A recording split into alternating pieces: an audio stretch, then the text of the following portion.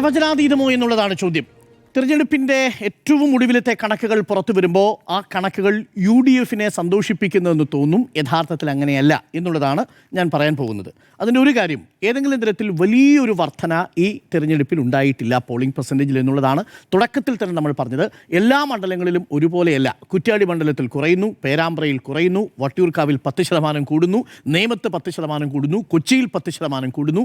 പല മണ്ഡലങ്ങളിലും പെർസെൻറ്റേജ് കുറയുകയും ചെയ്യുന്നു. പല മണ്ഡലങ്ങളിലും പല രീതിയിലാണ്. അതിലൊരു പാറ്റേൺ നമുക്ക് കാണാൻ സാധിക്കുന്നത്, ശക്തമായ ത്രികോണ മത്സരമുള്ള പാലക്കാട് കൂടിയിട്ടുണ്ട്, ശക്തമായ ത്രികോണ മത്സരമുള്ള നേമത്ത് 9% വർധനയുണ്ട്, വട്ടിയൂർക്കാവിൽ വർധനയുണ്ട്, കഴക്കൂട്ടത്ത് വർധനയുണ്ട്. എന്താണ് ഈ വർധന കാണിക്കുന്നത്? BJPയുടെ പ്രസൻസ് ഉള്ള സ്ഥലങ്ങളിലെല്ലാം നല്ല ശക്തമായ പോളിംഗ് പെർസെൻറ്റേജ് ത്രികോണ മത്സരത്തിൽ പലയിടങ്ങളിൽ നടന്നിട്ടുണ്ട്. ഒരു 4-5 മണ്ഡലങ്ങൾ എടുത്തു നോക്കിക്കഴിഞ്ഞാൽ. എന്നാൽ ബാക്കി മണ്ഡലങ്ങളിൽ ഏറിയും കുറഞ്ഞും എന്ന നിലയിലാണ് പോളിംഗ് പെർസെൻറ്റേജിൻ്റെ വർധനയും പോളിംഗ് പെർസെൻറ്റേജിൻ്റെ കുറവും ഉണ്ടായിരിക്കുന്നത്. അതുകൊണ്ട് ഒരു യൂണിഫോമായ ഒരേപോലെ എല്ലാ മണ്ഡലങ്ങളിലും വോട്ട് വർദ്ധിച്ചിട്ടില്ല എന്നുള്ളതാണ് ആദ്യത്തെ ടേക്ക്. രണ്ടാമത്തെ പ്രധാനപ്പെട്ട കാര്യം, നേരത്തെ പി. സുനിൽ പറഞ്ഞ കാര്യം തന്നെയാണ്. ബീഹാറിൽ 2020-ലും 2025-ലും നടന്ന തിരഞ്ഞെടുപ്പുകൾ തമ്മിലുള്ള വ്യത്യാസം 9.5%. എന്നിട്ടും അവിടെ ഭരണത്തിലിരുന്ന സർക്കാരിനെ പിന്തുണയ്ക്കുകയാണ് ചെയ്തത്. പോളിംഗ് പെർസെൻറ്റേജ് ഉയർന്നാൽ ബീഹാറിലെ കണക്കനുസരിച്ച് അത് ആൻറ്റി ഇൻകുംബൻസി അഥവാ സർക്കാർ വിരുദ്ധ തരംഗമാകണമെന്നില്ല. മധ്യപ്രദേശിൽ 2.5% വർധനമാണ് കഴിഞ്ഞ സർക്കാരും അതിന് തൊട്ട് മുമ്പത്തെ സർക്കാരും. ഒരേ സർക്കാർ തന്നെയാണ് അവിടെ ഭരിച്ചത്. ശിവരാജ് ചൗഹാനും മോഹൻ യാദവുമാണ്. അതിനുശേഷം 2.5% പോളിംഗ് പെർസെൻറ്റേജ് വർധനയും ഉണ്ടായി. അവിടെയും അത് സർക്കാരിനെ പിന്തുണച്ചു. ഭരണവിരുദ്ധ വികാരമല്ല, ഭരണാനുകൂല വികാരമാണ്. മഹാരാഷ്ട്രയിൽ 5% വർധനമാണ് ഉണ്ടായത്. ദേവേന്ദ്ര ഫട്നവിസിൻ്റെ ഏക്നാഥ് ഷിൻഡെ സർക്കാരുമായിട്ട് ആ 2 കമ്പാരിസണും നോക്കുമ്പോൾ ഈ 3 പ്രധാനപ്പെട്ട സ്റ്റേറ്റുകൾ എടുത്ത് നോക്കിയാൽ പോലും ആ വർധനയൊന്നും, പോളിംഗ് ശതമാനത്തിലുണ്ടായ വർധന ഭരണവിരുദ്ധ വികാരമോ ഭരണവിരുദ്ധ തരംഗമോ അല്ല. അടുത്തിടെ നടന്ന മറ്റ് സംസ്ഥാനങ്ങളിലെ തിരഞ്ഞെടുപ്പാണ്. ഇനിയിപ്പോൾ തമിഴ്നാട്ടിലെ വരാൻ പോകുന്നു. തമിഴ്നാട്ടിലെ പോളിംഗ് പെർസെൻറ്റേജ് നമുക്കറിയില്ല. അവിടെ പൊതുവെ വരുന്നത് എന്താ? ഒരു പ്രോ ഇൻകുംബൻസി സർവേ റിപ്പോർട്ടുകളാണ് പുറത്തു വരുന്നത്. DMK വലിയ രീതിയിൽ അവിടെ മുന്നേറ്റം നടത്തും എന്ന മട്ടിലുള്ള പ്രചരണമാണ് വരുന്നത്. എന്ന് പറഞ്ഞാൽ അടുത്തിടെ മറ്റ് സംസ്ഥാനങ്ങളൊക്കെ നോക്കുമ്പോൾ ഭരിക്കുന്ന സർക്കാരിന് അനുകൂലമായിട്ടുള്ള തരംഗം പലയിടങ്ങളിലും കാണാം. വെസ്റ്റ് ബംഗാളിൽ വരുമ്പോൾ എങ്ങനെ വരുന്നു എന്നുള്ളതാണ് ഇനി നമ്മൾ കണ്ടറിയേണ്ടത്. അസമിൽ 5% വർധനയുണ്ടായിട്ടുണ്ട്. അവിടെ നിലവിൽ ലഭിക്കുന്ന റിപ്പോർട്ടുകളുടെ അടിസ്ഥാനത്തിലാണെങ്കിൽ BJP ഭരണം നിലനിർത്താനുള്ള സാധ്യത കൂടുതലാണ്. ഹിമന്ത ബിശ്വ ശർമ്മ എന്ന് പറഞ്ഞാൽ ഒരു പ്രോ ഇൻകുംബൻസിക്ക് കഴിഞ്ഞ കുറേ കാലങ്ങളിലെ വോട്ട് പെർസെൻറ്റേജ് നോക്കിക്കഴിഞ്ഞാൽ ക്ഷേമ പ്രവർത്തനങ്ങൾ നടത്തുന്ന, വെൽഫെയർ പൊളിറ്റിക്സിലേക്ക് മാറിക്കഴിഞ്ഞിരിക്കുന്ന, സാമൂഹ്യക്ഷേമ പദ്ധതികളിലൂന്നിയ പ്രവർത്തനം നടത്തുന്ന സർക്കാരിനെ സംബന്ധിച്ച് വലിയ രീതിയിലുള്ള ഒരു ആൻറ്റി ഇൻകുംബൻസി പല സംസ്ഥാനങ്ങളിലുമില്ല. അതല്ലെങ്കിൽ അതിനെ കടപുഴക്കി എറിയാൻ കഴിയുന്ന വലിയ ആരോപണങ്ങൾ ഉണ്ടാവണം. ഗുരുതരമായിട്ടുള്ള അഴിമതി ആരോപണങ്ങൾ വരണം. സർക്കാർ അത്ര മോശമായിട്ട്, അതായത് ഈ മന്ത്രി കൊള്ളില്ല, ഏറ്റവും മോശം വകുപ്പായിരുന്നു ഇത് എന്ന മട്ടിലുള്ള കൃത്യമായ തെളിവോടുകൂടിയുള്ള സംഭവങ്ങൾ ഉണ്ടാവണം. നാളിതുവരെ നമ്മളുടെ മന്ത്രിസഭയിൽ ഒരു മന്ത്രിക്കെതിരെയും ഒരു അഴിമതി കേസും കോടതിയിൽ പ്രൂവ് ചെയ്യാൻ സാധിച്ചിട്ടില്ല. അഴിമതി ആരോപണങ്ങളൊന്നും ശക്തമായി പ്രതിപക്ഷത്തിന് ഉന്നയിക്കാൻ ആരോപണങ്ങൾ വരും. അതെല്ലാം കടലാസ് പോലെ, ചീട്ടുകൊട്ടാരം പോലെ തകരുന്ന കഥയാണ് നമ്മൾ കണ്ടിരിക്കുന്നതും. മാത്രമല്ല, ഹൈക്കോടതിയിൽ നിന്ന് മികച്ച ഗവേണൻസ് എന്ന മട്ടിലുള്ള സാക്ഷ്യപത്രവും കിട്ടുന്നത് തിരഞ്ഞെടുപ്പിന് തൊട്ട് മുമ്പാണ്. അതവിടെ നിൽക്കട്ടെ. പക്ഷേ ഈ തെരഞ്ഞെടുപ്പിൽ വലിയ രീതിയിലുള്ളൊരു പ്രതീതി നിർമ്മാണം നടന്നിട്ടുണ്ട് എന്നുള്ളതാണ് എൻ്റെ പക്ഷം. ആ പ്രതീതി നിർമ്മാണമാണ് യഥാർത്ഥത്തിൽ ഭരണവിരുദ്ധ വികാരമുണ്ട് എന്ന മട്ടിൽ അലയടിച്ചത്. യഥാർത്ഥത്തിൽ 10 വർഷം ഒരു സർക്കാർ ഭരിക്കുമ്പോൾ ആ സർക്കാരിൻ്റെ കുറിച്ച് ജനങ്ങൾക്കുണ്ടാവാവുന്ന ഒരുതരം മടുപ്പ്, നമ്മളതിനെ ഫറ്റീഗ് എന്നാണ് പറയുക, ഒരുതരം ക്ഷീണം, അങ്ങനെ ഒരു ഫറ്റീഗ് വോട്ടർമാരിൽ ഉണ്ടായി എന്നതിനും അപ്പുറത്തേക്ക് അത് ശക്തമായ ഭരണവിരുദ്ധ വികാരമാക്കാൻ പറ്റിയതൊന്നും ഗ്രൗണ്ടിൽ ഉണ്ടായിരുന്നില്ല. ജനങ്ങളെ സംബന്ധിച്ച് സാധാരണ ജനങ്ങളോട് ചോദിക്കുന്ന സമയത്ത് നിങ്ങളുടെ ജീവിതം ദുസ്സഹമാക്കി എന്ന് ചോദിച്ചാൽ ദുസ്സഹമായി എന്ന് എങ്ങനെ പറയാൻ പറ്റുക? നിങ്ങളുടെ ആശുപത്രികൾ മെച്ചപ്പെട്ടില്ലേ? കമ്മ്യൂണിറ്റി ഹെൽത്ത് സെൻ്ററുകൾ മെച്ചപ്പെട്ടില്ലേ? നിങ്ങളുടെ റോഡുകൾ മെച്ചപ്പെട്ടില്ലേ? അപ്പോൾ റോഡിനെ കുറിച്ച് പറയാൻ പാടില്ല, സ്കൂളിനെ കുറിച്ച് പറയാൻ പാടില്ല, കമ്മ്യൂണിറ്റി ഹെൽത്ത് സെൻ്ററിനെ കുറിച്ച് പറയാൻ പാടില്ല, ഓഫീസുകളെ കുറിച്ച് പറയാൻ പാടില്ല, വില്ലേജ് ഓഫീസുകളെ കുറിച്ച് പറയാൻ പാടില്ല, സ്മാർട്ട് വില്ലേജ് ഓഫീസുകളുടെ സ്മാർട്ട് വരുന്നു, അതിനെക്കുറിച്ച് പറയാൻ പാടില്ല, അതിദാരിദ്ര്യമുക്തമാവുന്നത് പറയാൻ പാടില്ല, സിവിൽ സപ്ലൈസിൽ സാധനങ്ങൾ കിട്ടിത്തുടങ്ങി, അതിനെക്കുറിച്ച് പറയാൻ പാടില്ല. കഴിഞ്ഞ ഓണത്തിനായിരുന്നില്ലേ ഏറ്റവും മനോഹരമായിട്ട്, ക്രിസ്മസിനും ഓണത്തിനും ഏറ്റവും മനോഹരമായിട്ട് സിവിൽ സപ്ലൈ കേന്ദ്രങ്ങൾ പ്രവർത്തിച്ചത്? മാതൃകാപരമായിട്ടല്ലേ പ്രവർത്തിച്ചത്? അപ്പോൾ സാധാരണ ജനങ്ങളുമായി KSRTC ലാഭത്തിലാവുന്നത് നമ്മൾ കണ്ടു. ജനങ്ങളുമായി നേരിട്ടിടപഴകുന്ന വകുപ്പുകളെക്കുറിച്ച് ജനങ്ങൾക്ക് പരാതിയില്ല. നിങ്ങൾ ട്രഷറി അടഞ്ഞു കിടക്കുന്നത് കണ്ടിട്ടുണ്ടോ? എവിടെയെങ്കിലും ഒരു ദിവസമെങ്കിലും ട്രഷറി അടഞ്ഞു കിടക്കുന്നത് കണ്ടിട്ടുണ്ടോ? കണ്ടിട്ടില്ല. സാധാരണ ജനങ്ങളെ ദുരിതത്തിലാഴ്ത്തുന്ന നമ്മൾ KSEBയുടെ കാര്യം പറഞ്ഞു. എപ്പോഴെങ്കിലും പവർ കട്ട് വലിയ രീതിയിൽ ജനങ്ങളെ ബുദ്ധിമുട്ടിച്ചിട്ടുണ്ടോ? ഇൻവെർട്ടർ കമ്പനി അത് വലിയ നഷ്ടത്തിലൂടിയ 10 വർഷമാണ് കടന്നു പോകുന്നത്. അപ്പോൾ ജനങ്ങളുടെ സാധാരണ ജീവിതത്തെ ബാധിക്കുന്ന ഒരു മനപ്രയാസം ഉണ്ടാക്കുന്ന ഈ സർക്കാർ മാറണം, ദുസ്സഹമായി തീർന്നിരിക്കുന്നു ജീവിതം എന്ന മട്ടിൽ ജനങ്ങൾക്ക് തോന്നിയിട്ടില്ല എന്നുള്ളതാണ് വാസ്തവം. പക്ഷേ അങ്ങനെ തോന്നിപ്പിക്കാനുള്ള ഒരു ശ്രമം നടത്തി. ഇതിനെ നമ്മൾ ശരിക്കും പറഞ്ഞാൽ ഒരുതരം ബാൻഡ് വാഗണിംഗ് ആണ്, ഒരു പ്രചരണ തന്ത്രമാണ് യഥാർത്ഥത്തിൽ UDF ഉപയോഗിച്ചത്. രണ്ട് തരത്തിലുള്ള പ്രചരണം ഉപയോഗിച്ചു. ഒന്ന്, പ്രതീതി നിർമ്മാണങ്ങൾ നടത്തി, അതാണ് ഈ നറേറ്റീവുകൾ ഉണ്ടാക്കാൻ ശ്രമിച്ചു. അത് വളരെ വ്യക്തമായി പാക്ഡ് ആയിട്ടാണ്, രണ്ട് രീതിയിലാണ്. ഒന്ന്, CPM-നുള്ളിൽ രണ്ടാമത്തെ തവണ കൂടി ഇനിയും ഒരിക്കൽ കൂടി വന്നാൽ പാർട്ടി ഇല്ലാതായിത്തീരുമെന്ന് പാർട്ടി ഇന്റലക്ച്വൽസിനെ കൊണ്ട് പറയിപ്പിക്കുക, അങ്ങനെ പാർട്ടിക്കുള്ളിൽ ആശയക്കുഴപ്പം സൃഷ്ടിക്കുക. ജി സുധാകരനെ അടർത്തിയെടുത്തത് അമ്പലപ്പുഴയെ ജയിപ്പിക്കാനല്ല, തളിപ്പറമ്പിൽ TK ഗോവിന്ദനെ അടർത്തിയെടുത്തത് തളിപ്പറമ്പിൽ വിജയിക്കാനല്ല, കുഞ്ഞികൃഷ്ണനെ അടർത്തിയെടുത്തത് പയ്യന്നൂരിൽ ജയിക്കാനുമല്ല. പകരം CPM-ന് ഉള്ളിൽ എന്തോ ആഭ്യന്തര പ്രശ്നമുണ്ടെന്നും പാർട്ടി ഇതാ ആകെ പ്രതിസന്ധിയിലാണെന്നും തെളിയിക്കാൻ വേണ്ടിയിട്ടുള്ള പ്രതീതി നിർമ്മാണത്തിന്റെ ഭാഗമാണ്. അതുകൊണ്ടാണ് അവർ ആരെ പിടിച്ചത്? പിണറായി വിജയനെ ലക്ഷ്യം വെച്ചു. പിണറായി വിജയൻ എന്നുള്ളത് പിണറായി വിജയന്റെ ബോർഡ്, EMS നമ്പൂതിരിപ്പാട് CPM-ന്റെ ഐക്കണായിരുന്നു, AKG CPM-ന്റെ ഐക്കണായിരുന്നില്ലേ? ആ കാലഘട്ടത്തിൽ AKG അല്ലേ എല്ലാവരും ഉയർത്തിക്കാട്ടുക? EK നായർ 1982-ലും 87-ലും EK നായർ വരുന്ന ഘട്ടത്തിൽ EK നായരെ തന്നെ എടുത്തു കാട്ടുക. VS അച്യുതാനന്ദൻ വരുന്ന സമയത്ത് പിന്നീടാണ് പാർട്ടിയിലെ വിഭാഗീയത. പാർട്ടിയിലെ വിഭാഗീയതയില്ലാത്ത കാലഘട്ടങ്ങളിലെല്ലാം പാർട്ടിക്കൊരു മുഖമുണ്ടാവും. എന്നാൽ അതേസമയം തന്നെ മുന്നണിയിലെ മറ്റു നേതാക്കളെ നിങ്ങൾ ഡിസ്പ്ലേ ബോർഡിൽ വരണമോ? ഇത് പാർട്ടി സർക്കാരാണ് ഈ തെരഞ്ഞെടുപ്പിനെ നേരിടുന്ന ഒരു പ്രതീതി നിർമ്മാണം മറുഭാഗത്ത് നടത്തിയപ്പോൾ അതിനെ കൗണ്ടർ ചെയ്യാൻ കൊണ്ടുവന്നാണ്. ഇത് ആന്റി പിണറായിസമാണ് എന്ന മട്ടിലുള്ള പ്രചരണങ്ങൾ ഉണ്ടാവുന്നു ഒരു ഭാഗത്ത്. ഇത് രണ്ടാമത്തെ ഒരു പ്രധാനപ്പെട്ട കാര്യം കൂടിയുണ്ട്. സ്വാഭാവികം, ഇപ്പൊ നേരത്തെ പറഞ്ഞാണ്, ഇത് സ്വാഭാവിക വികസനമല്ലേ കഴിഞ്ഞ 10 വർഷം കിട്ടിയതെന്നാണ് പറയുന്നത്. എന്നെ അത്ഭുതപ്പെടുത്തിയ ഒരു സ്റ്റേറ്റ്മെന്റാണ് സ്വാഭാവിക വികസനം. അതിലെ ഈ കഴിഞ്ഞ സാമ്പത്തികമായിട്ടുള്ള വികസനം സ്വാഭാവികമായി ഞാൻ പറഞ്ഞത് ഇവിടെ വിഷയങ്ങളിൽ വികസനം എന്ന് പറഞ്ഞുകൊണ്ട് അപ്പുറത്ത് രാഷ്ട്രീയം സംസാരിക്കാതിരിക്കുകയും റോഡ് വികസനവും ഈ പറഞ്ഞ ക്ഷേമ പെൻഷൻ നൽകലും ഒരുതരം ഔദാര്യമാണ് എന്ന മട്ടിൽ അവതരിപ്പിച്ചുകൊണ്ടേയിരിക്കുന്നതിനെ കുറിച്ചാണ് ഞാൻ CPM നടത്തിയിരുന്ന പ്രതികരണങ്ങളെ കുറിച്ചാണ് ഞാൻ പറഞ്ഞത്. അല്ലാതെ സ്വാഭാവിക വികസനം എന്നൊന്നും ഞാൻ പറഞ്ഞിട്ടില്ല. ഞാൻ പറയാത്ത വാക്കുകൾ എന്റെ അടുത്ത് പറയണം. എന്താ പറയുക, സാമ്പത്തിക വികസനം എങ്ങനെയാണ്? അത് എല്ലാ ജീവിതത്തിലും എല്ലാ മനുഷ്യരിലും ഉണ്ടായ മാറ്റമാണെന്ന് നിങ്ങളോട് രാഷ്ട്രീയം പറയുമ്പോൾ നിങ്ങൾ രാഷ്ട്രീയം പറയേണ്ട. അല്ലല്ല, രാഷ്ട്രീയം പറയണ്ട. ഞാൻ CPM നേതാക്കൾ നടത്തിയിട്ടുള്ള പ്രതികരണത്തെ കുറിച്ചാണ് പറഞ്ഞത്, ഡോക്ടർ അരുണിനെ കുറിച്ചല്ല. ഞാൻ ഇവിടെ രാഷ്ട്രീയ ചോദ്യങ്ങൾ ഉണ്ടാകുമ്പോൾ നിങ്ങൾ ഇത് എന്തിനാണ് ഈ രാഷ്ട്രീയം പറയുന്നത്? നിങ്ങൾ ഇതാ റോഡുകൾ നോക്കൂ, നിങ്ങൾ ഇതാ വികസനം നോക്കൂ എന്ന മറുപടി യഥാർത്ഥ മറുപടിയല്ല എന്ന് ഞാൻ പറഞ്ഞു. ഡോക്ടർ ഔദാര്യമാണ് എന്ന് ആര് പറഞ്ഞു എന്ന് അങ്ങ് ചോദിച്ചപ്പോ ഞാൻ MM മണി എന്ന് പറഞ്ഞു. ഇതേ സെയിം എക്സ്പ്രഷൻ ആണ് അങ്ങ് ഇട്ടത്. അത് ഖണ്ഡിക്കുകയല്ല ഇവിടെ എന്ന് പറഞ്ഞു പുച്ഛിക്കാണ് വേണ്ടത്. അതെന്ത് ജനാധിപത്യം? സർക്കാരിന്റെ ഭാഗമായി നിൽക്കുന്ന ഏതെങ്കിലും ഒരു മെഷീനറി നിങ്ങളുടെ ഔദാര്യമാണെന്ന് പറഞ്ഞിട്ടുണ്ടോ? മെഷീനറിയാണോ പറയേണ്ടത്? പാർട്ടി പറഞ്ഞു എന്നല്ലേ പറഞ്ഞില്ലേ? പാർട്ടിയുടെ ഭാഗമോ പാർട്ടി നേതാവോ അല്ലേ? പറഞ്ഞിട്ട് പിൻവലിച്ചിട്ടില്ല. വാങ്ങി ശാപ്പിട്ടു എന്ന് പറഞ്ഞതിന് ശേഷം പിൻവലിച്ചാൽ എങ്ങനെയാണ് ശരിയാവുക? സാധാരണക്കാരന്റെ അഭിമാന ബോധത്തെ ചോദ്യം ചെയ്തതിന് ശേഷം അയ്യോ തെറ്റിപ്പോയി എന്ന് പറഞ്ഞാൽ ആര് പറഞ്ഞു എന്നാ ചോദിച്ചത്? ആര് പറഞ്ഞു? ഞാൻ പറഞ്ഞു MM മണി. സർക്കാരിന്റെ ആറ്റിറ്റ്യൂഡാണ്. എന്റെ ആറ്റിറ്റ്യൂഡാണ്. അത് തെറ്റായി വ്യാഖ്യാനിച്ചതുകൊണ്ടാണ്, അത് ജനാധിപത്യമായതുകൊണ്ടാണ് ഞാൻ പറഞ്ഞത്.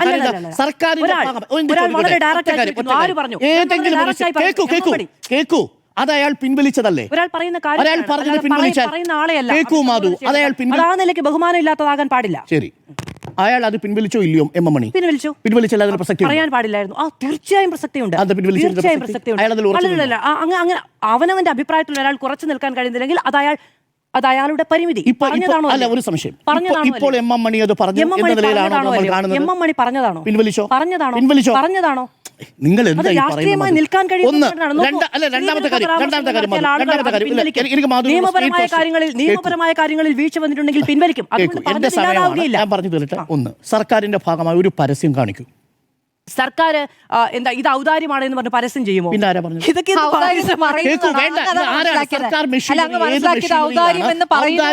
സർക്കാരിന്റെ ഏതു മിഷനറിയാണ് പരസ്യം ചെയ്തത് എന്നല്ല ഡോക്ടർ അരുൺകുമാർ ചോദിച്ചത്. ആര് പറഞ്ഞു എന്നാണ്.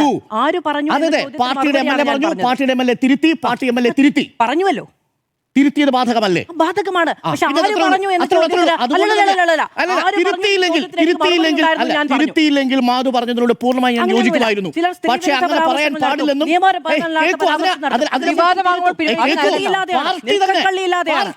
പാർട്ടി തന്നെ തിരുത്തി. അത് MM മണി മാത്രമല്ല, അത് പാർട്ടിയുടെ നിലപാടല്ലെന്ന് പറഞ്ഞു. പാർട്ടിയുടെ നിലപാടല്ലെന്ന് പറഞ്ഞു. അത് ബാധകമല്ലേ? ആര് പറഞ്ഞു എന്ന് ചോദിച്ചാൽ പേരാണ് അതിന് മറുപടി. അത് ബാധകമല്ലേ എന്ന് ചോദിച്ചാൽ തിരുത്തി എന്നാണ് അതിന് മറുപടി. മറുപടി. ഇരുത്തി. പക്ഷേ ആ പറയുന്നത് എങ്ങനെയാണ്? പതിറ്റാണ്ടുകളുടെ പാരമ്പര്യമുള്ള രാഷ്ട്രീയ നേതാവിന് പാവപ്പെട്ടവന്റെ മുഖത്ത് ശാപിട്ടില്ലേ എന്ന് ചോദിക്കാൻ കഴിയുന്ന കമ്മ്യൂണിസ്റ്റ് ബോധം.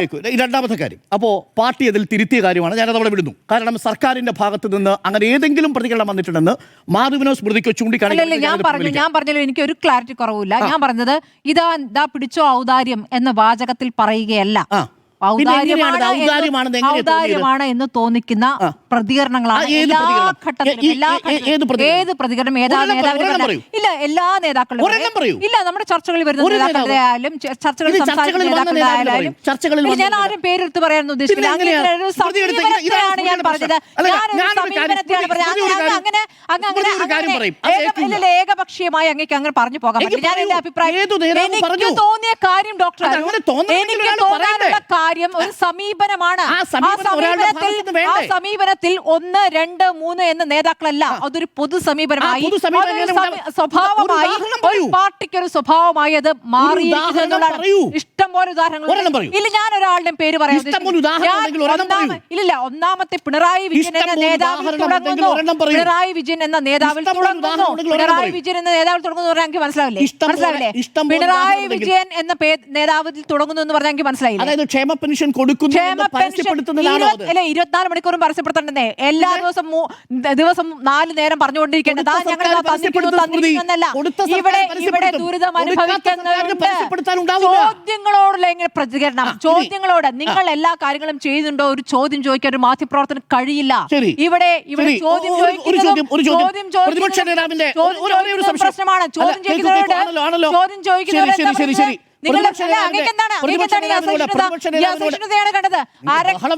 ബഹളം അങ്ങനെയാണ് വെക്കുന്നത്. ചോദ്യം അസഹിഷ്ണുത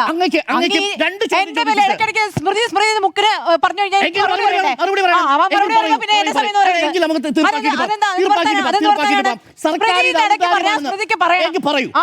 സർക്കാർ ഔദാര്യമാണെന്ന് പറഞ്ഞു. അങ്ങയുടെ ഈ ഭാഷ തന്നെയാണ്, ഈ വർത്താനാണെന്നേ, ഈ വർത്താനം ഈ ടോണും തന്നെയാണെന്നേ. നിങ്ങൾക്ക് ചോദ്യം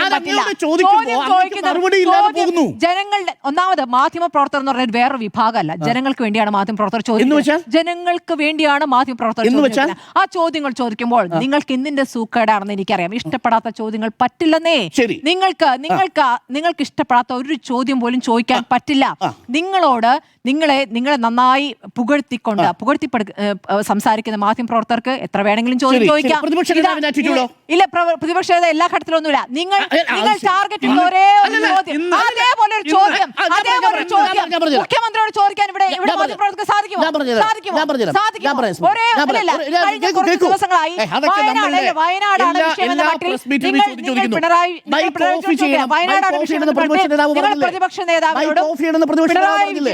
പ്രതിപക്ഷ നേതാവിനോടും സണ്ണി ജോസഫിനോടും എല്ലാ വാർത്താ സമ്മേളനവും ഒരൊറ്റ ചോദ്യം ചോദിക്കുക എന്നുള്ള അജണ്ടയുമായി 1 or 2 പേര് വരുന്നു. അത് തന്നെ ആവർത്തിച്ച് ചോദിച്ചുകൊണ്ടിരുന്നാൽ ഒരുപക്ഷേ ഉത്തരം പറഞ്ഞു കഴിഞ്ഞിട്ട് നിങ്ങൾക്ക് മതിയാവില്ല. നിങ്ങൾക്ക് കേരളത്തിലെ ഏറ്റവും വലിയ പ്രശ്നം സർക്കാർ കൊടുത്തോ വീട്, സർക്കാർ കൊടുത്തോ വീട്, താമസിക്കാൻ തുടങ്ങിയോ, താമസിക്കാൻ തുടങ്ങി,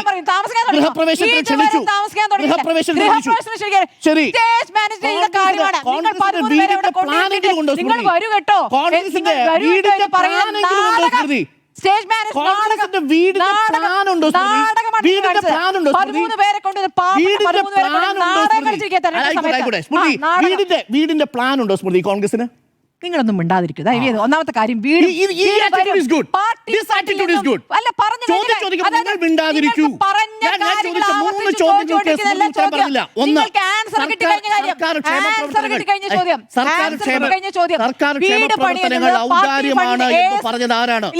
പാർട്ടി ഫണ്ടിൽ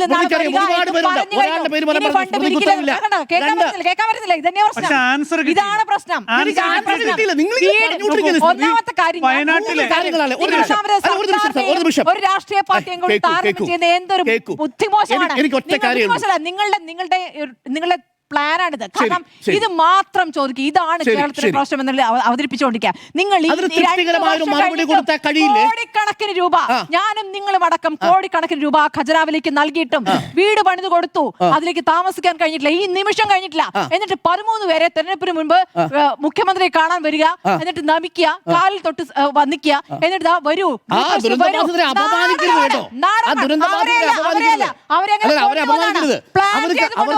പ്ലാൻ ചെയ്ത് ചെയ്ത അവിടെ പാവപ്പെട്ട ജനങ്ങളെ അവിടെ കൊണ്ടുവന്നതാണ്. 130 പേര് അവിടെ ദുരന്തബാധിതരായ ആൾക്കാർ കോൺഗ്രസിന്റെ വീട് പ്രതീക്ഷിച്ച് വാടക വീട്ടിൽ കഴിയുന്നുണ്ട്. അവരെ കുറിച്ച് സ്മൃതിക്ക് ഒരാശങ്കയില്ലല്ലോ. വീടിന്റെ പ്ലാൻ ആയിട്ടില്ല സ്മൃതി. ആ 130 പേര് എന്ത് ചെയ്യണം? ഖജനാവിൽ ഈ കോൺഗ്രസിന്റെ ഖജനാവിൽ പണമുണ്ടോ? എന്താ പ്രതിപക്ഷ നേതാവ് പറഞ്ഞത് വീട് പണി തുടങ്ങിയെന്ന്? പിന്നെന്താ KPCC പ്രസിഡന്റ് പറഞ്ഞത് വീട് പണിക്കുള്ള പൈസ ഇല്ലെന്ന്? ഇതൊക്കെ പിന്നെ വിശദീകരിച്ചതാണ്. ആര് വിശദീകരിച്ചു? രണ്ടുപേരും ഇപ്പോഴും വിശദീകരിച്ചിട്ടില്ല. ഇപ്പോഴും വിശദീകരിച്ചിട്ടില്ല. ഇന്നലെ വരെ അല്ലല്ല ഇതാണ് യഥാർത്ഥത്തിൽ എന്താണ് പ്രതീതി നിർമ്മാണം? ഒരു കാര്യം എന്താണ് ഞാൻ വെല്ലുവിളിക്കുന്നു. ഈ നിയമസഭാ തെരഞ്ഞെടുപ്പിൽ വയനാടാണോ വിഷയം എന്നുള്ള തെളിയും നോക്കിക്കോ. എനിക്ക് വയനാട് എനിക്കൊരു കാര്യമുള്ളൂ. വയനാട് കോൺഗ്രസ് ആണ് ഭരിച്ചിരുന്നതെങ്കിൽ വയനാട് ദുരന്തബാധിതരെ ഇതേപോലെ ടൗൺഷിപ്പിൽ ഈ നിശ്ചയിച്ച ദിവസത്തിനുള്ളിൽ കയറ്റുമായിരുന്നോ?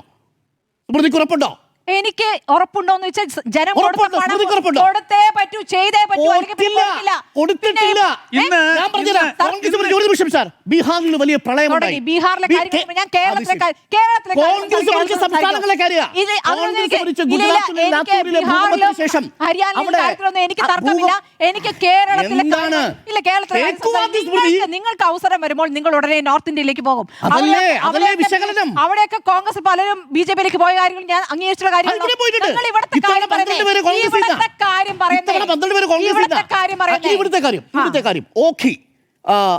വീടുകൾ ഒന്ന് നോക്കൂ. ഓഖി വീടുകളും ഈ വയനാട് പുനരധിവാസത്തിന്റെ വീടുകളും താരതമ്യം ചെയ്യാൻ പറ്റും? എങ്ങനെയെങ്കിലും ആ ഓഖിയുടെ വീട് കണ്ടിട്ടുണ്ടോ? നമ്മളുടെ റിപ്പോർട്ടിൽ ഉമ്മൻചാണ്ടിയുടെ കാലത്ത് നിർമ്മിച്ചു കൊടുത്ത ഓഖിയുടെ വീടുകൾ, സുനാമി ബാധിതരായിട്ടുള്ളവരുടെ വീടുകൾ എങ്ങനെ ഇരിക്കുന്നറിയോ? എന്റെ അവസ്ഥ വളരെ മോശമാണ്. ആ വീട്ടിൽ താമസിക്കാൻ പറ്റാത്ത അവസ്ഥയാണ് പല വീടുകളിലും. അതാണോ ഇപ്പോൾ വയനാട് ടൗൺഷിപ്പിൽ നിർമ്മിച്ചു കൊടുത്ത വീട്? ടൗൺഷിപ്പിലേക്ക് കയറി താമസിക്കട്ടെ, അതുവരെ നോക്കൂ. ആ വീട് സജ്ജമാണ്. ഇത് നോക്കൂ. ഇങ്ങനെ മേനി പറയാതിരിക്കും. അത് കയറി താമസിക്കുമ്പോഴേ അത് പൂർണ്ണമായും വീട് കൊടുത്തു എന്ന് അർത്ഥമാകുന്നുള്ളൂ. താമസിക്കട്ടെ, താമസിക്കാൻ വെള്ളവും വെളിച്ചവും ആയിട്ടില്ല. എന്താണ് താമസം? 2 വർഷത്തിൽ ഇത്രയും സമയം എടുത്ത എങ്ങനെയാണ്? 2 വർഷമോ? എന്നാ ഭൂമി കിട്ടുന്നത്? കേസ് അവസാനിക്കുന്നത്? കേസ് അവസാനിച്ച് പൈസ കെട്ടിവെക്കുന്നത്? ഇത്രയും വേഗം നിർമ്മാണം നടന്ന ഒരു പുനരധിവാസ ടൗൺഷിപ്പിന്റെ പേര് സ്മൃതിക്ക് പറയാം. ശരി, കേസുള്ള ഭൂമി തന്നെ എടുക്കണം ആരും പറഞ്ഞിട്ടില്ലല്ലോ.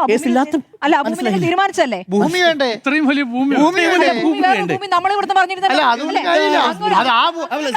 അതുകൊണ്ട് കാര്യമില്ലല്ലോ. അങ്ങനെ പ്ലാൻ കൊടുത്തിരുന്നില്ല. അതുകൊണ്ട് കാര്യമില്ലല്ലോ. അല്ല ഞാൻ ഒരു കാര്യം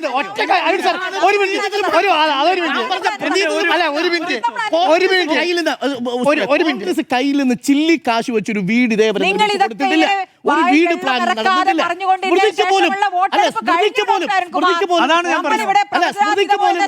കടക്കുമ്പോഴും വയനാട് തന്നെ പറയാനുള്ള ആ ത്വരയുണ്ടല്ലോ. അഴിമതി ആരോപണത്തിൽ വിധേയനായ പ്രതിപക്ഷവും അഴിമതി ആരോപണം ഇല്ലാത്ത ഭരണപക്ഷവും തമ്മിലായിരുന്നു ഇത്തവണ പോരാട്ടം. അതാ ഞാൻ പറഞ്ഞത് ആദ്യം. നിങ്ങൾ പറയുന്നു ഈ ഹോർഡിങ്ങളുടെ പൈസ എടുക്കുന്നേ, ഹോർഡിങ്ങളുടെ കണക്കെടുക്ക്. ഇവിടെ തെരഞ്ഞെടുപ്പിൽ വയ്ക്കുന്നതല്ലേ? ഇത് തെരഞ്ഞെടുപ്പിൽ വയ്ക്കുന്നതല്ലേ? ഇലക്ഷൻ കമ്മീഷൻ വയ്ക്കുന്നതല്ലേ? ഇലക്ഷൻ കമ്മീഷൻ വയ്ക്കുന്നതല്ലേ പൈസ? ഇലക്ഷൻ കമ്മീഷൻ വയ്ക്കുന്നതല്ലേ? സ്ഥലത്ത് ഹോർഡിംഗ് മീറ്ററിന് 100 മീറ്ററിന് ഹോർഡിംഗ് എങ്ങനെയാണ്? പുതുയുഗയാത്രയുടെ പൈസ എവിടുന്ന? ശരി, സർക്കാരാണല്ലോ. പുതുയുഗയാത്രയുടെ പൈസ എവിടുന്ന? എന്ത് പുതുയുഗയാത്രയുടെ പരസ്യം എവിടുന്ന? പുതുയുഗയാത്രയുടെ പരസ്യം പരസ്യത്തിന് ചെലവ് എവിടുന്ന? മനസ്സിലായില്ല. പുതിയുഗ യാത്ര VD സതീശൻ നടത്തിയല്ലോ. മുക്കിനല്ല, ജംഗ്ഷൻ മാത്രമല്ല, കടയ്ക്ക് മുന്നിൽ ഇവിടുന്ന് ഇറങ്ങി പോകുമ്പോ ഓരോ 100 മീറ്ററിലും കാണാം പുതിയുഗ യാത്രയുടെ പരസ്യം. അതെവിടെ നിന്ന്? അത് പറയൂ. അതേപോലെ തന്നെയാണ്, പാർട്ടിയുടെ ചെലവിൽ തന്നെയാണിത്. എന്താ സംശയം? അങ്ങനെ ആവശ്യങ്ങളല്ലേ പറഞ്ഞുതരാം. PRD ഇവിടെ സർക്കാരിന്റെ പരസ്യങ്ങൾ കൊടുക്കാൻ 1 മാസം കൊടുത്ത ഹോർഡിങ്ങൾ നിമിഷങ്ങൾക്കകം അതിനുശേഷം ഇത് പിണറായി വിജയന്റെ പടമായി മാറുന്നത്.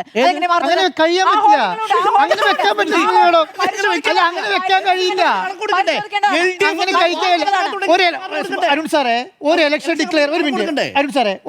ഡിക്ലെയർ ചെയ്ത് കഴിഞ്ഞാൽ ആ ഡിക്ലെയർ ചെയ്ത് അന്ന് തുടങ്ങി കേരളത്തിലിരിക്കുന്ന മുഴുവൻ ഹോർഡിങ്ങുകളും എണ്ണപ്പെടും.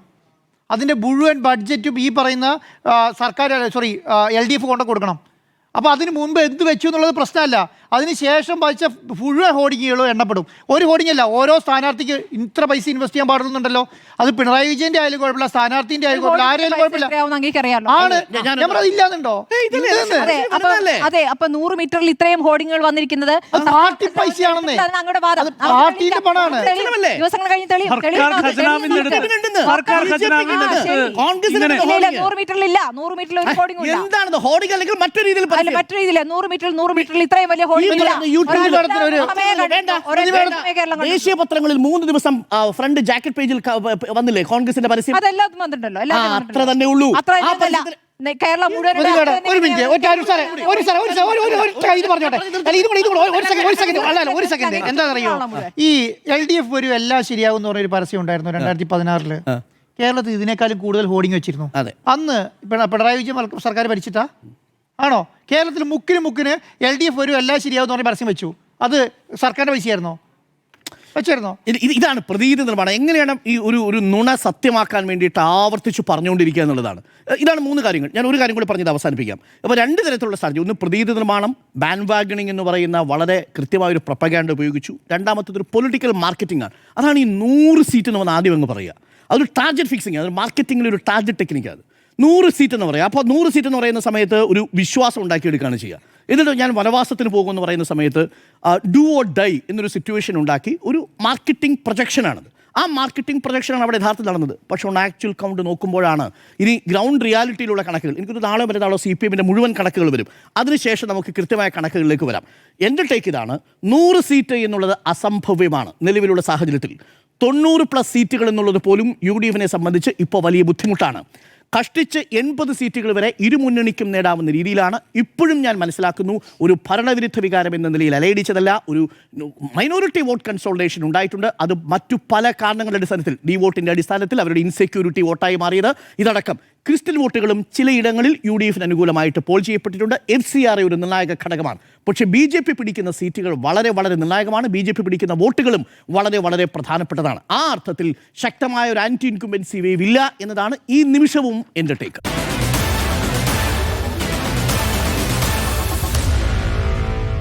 Meet the editors.